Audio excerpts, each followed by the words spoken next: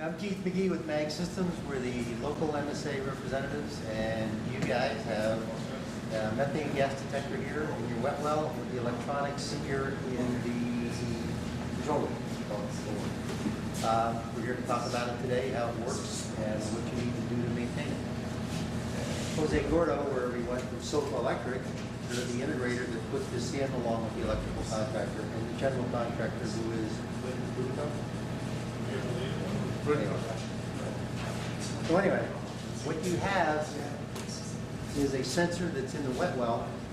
This sensor, it's an infrared sensor. There's a light source in it. Comes from this, behind this quartz window, bounces off this glass, sent back. It's heated, so the moisture condensation will dry off of this. It should be mounted in this fashion in the wet well, so any moisture and dust will come through it and fall off, not like that. What else? The electronics are over there on the wall. You want to go look at the electronics? This is the MSA Ultima X electronics monitor for that sensor that's in the wet well outside. As you can see, it flashes combustible. Right now it's reading 2%. We don't know why it's reading 2%. It could have drifted, or there actually could be 2% in that wet well. When you reach 100%, then you have enough fuel to have an explosive mixture. So at 2%, we're 98% away from where we need to be to have an explosion. So everything is safe. There are alarm settings in here. They're set from the factory at 10, 20, and 30. Caution, warning, and alarm. So as long as this green light is on, which means this thing is running and it sees no alarms. If we came up to the 10%, this green light would go out and red light over here would come on and start blinking. And it would say alarm 1, that would let you know that alarm 1, which is the caution, is an alarm. If it went beyond that, it would continue to blink, and alarm 2 would show up, and then alarm 3, and the concentration would continue to read out on here. 420 milliamps is sent back to your control room at plant 1 or wherever. Well, it goes into here, and then it ultimately goes back to the treatment plant. I think you have an alarm in here. I don't know if there's one outside or not. Is there one outside? I think so. I don't know what happened. I didn't put that part in. What else does it say? This has 3, besides the alarm display, it has 3 relays in it. It appears you're using one relay, which is going over there, plus the 420 milliamps. This is also 120 volt powered, which is, let's say, it's unusual. Most people power by DC voltage, but AC voltage is an option, and you have it in this one. So in essence, you have a standalone monitor, self-contained monitor. You don't need anything else except it has its own light. It doesn't have a horn. You could have put a horn on it. The way you address this unit, you don't have to take this off. You use an infrared communicator, and you use it by putting it up here to the glass. There's a little infrared receptor right here, and it starts the calibration procedure. You can do a 0 calibration or a complete calibration. This third button doesn't pertain to you. It's for a digital communication system that MSA has that you don't have. But to do a full calibration, you would just hit calibrate, hold it up there, and it would go through. This thing would say fly 0 gas. And then you have a countdown timer, which count down from 30 to 0. That should put the gas on the sensor, which is outside. And then it would go through a countdown again, 30 to 0. And what it would do is, in its memory, and the memory actually is in that sensor, not in the electronics, it says, I'm looking for 2.5% methane gas as my calibration, which represents 50% LEL, explosive mixture. And if I see what you're giving to me is within 10%, 50%, I will adjust the 50% up or down if it's within that 10% range. I'll do the same thing with the 0. If it's not, if you're out of that, you've gone too long, you skip calibration, and it's gone like 11%, then it won't take that calibration. You have to come in and do another thing called an initial calibration, which allows you to put any amount of gas on it to calibrate. Take it apart. How often is it recommended to calibrate? Well, the infrared, the manufacturer will tell you to calibrate it as often as you see fit because it's a liability thing. And so every situation is different. It's like filter on an air cleaner in a car, you know. When it gets dirty, depending on your driving conditions, that's when you're supposed to change it. Same with this.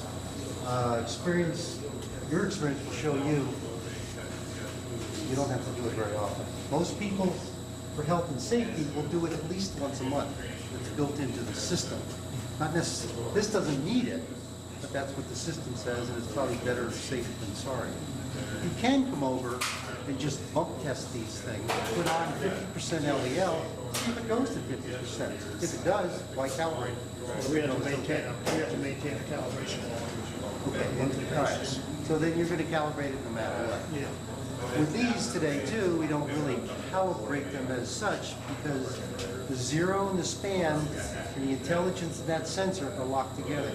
So we don't put span gas on them, though you can. You put zero gas on it, and as it brings the zero in or out, up or down, it brings the span along with it. So we're really only zeroing it. You can put span gas on it and do a full calibration if you want. They say it's not necessary.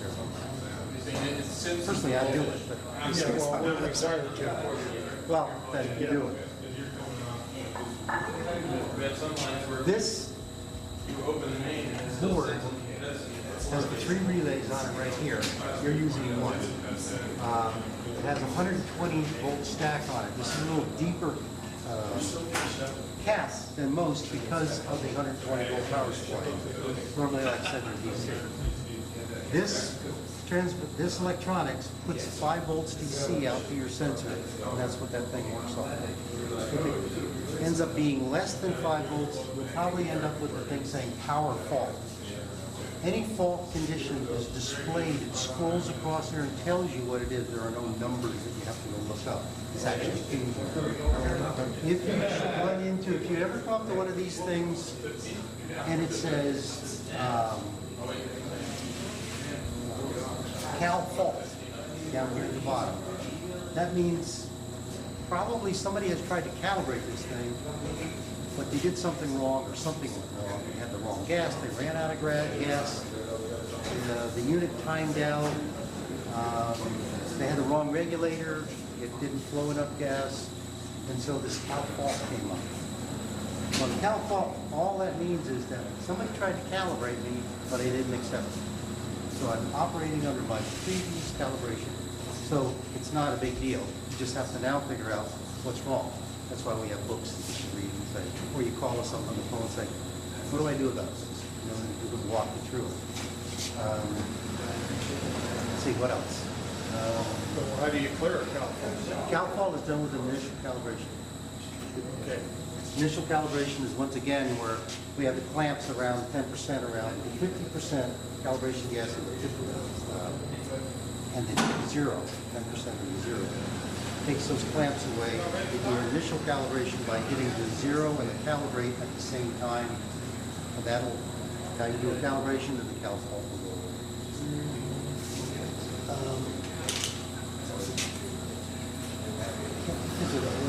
What else? Anything else? Covers this. Not anything more to this, it's that simple. Now, the way it's set up in the wet well, is that a confined space to get to It it? is now. Yeah. Which can be changed. So the idea with that, and we talked about that earlier, is that you put some tubing on it and bring it over to the hatch cover. You can reach down and grab it. You can put the tubing on it and just pump it over to the sensor and see it displayed on here. The other thing you can do is, one of the other things you can do with this, right now when you go to calibrate this, the output 420 and the relays are going to be activated as you put the gas on it. If you want to deactivate it, With the controller that you own, bigger than this calibrator, you can change that so it stays at 4 milliamps. It does not. But then you don't know if everything's working. That's the downside. Check it all the way through the system. One last thing on this is if there's ever a problem and if anybody ever gets hurt or there's a question about calibration, using your controller, you can come in here, interrogate this unit, it'll tell you the last day this thing was calibrated, last time it was calibrated, and it's unchangeable, so it's in memory.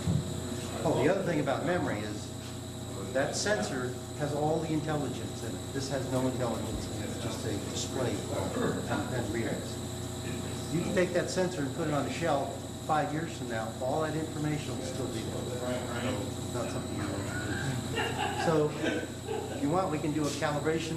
Somebody's going to have to get out of that hole, since we don't have the tubing on it, put the gas on. So, who's elected? Where's he at? Jose. There he is, right there. You ready to get down the hole? Yeah. Yeah? Okay. First victim.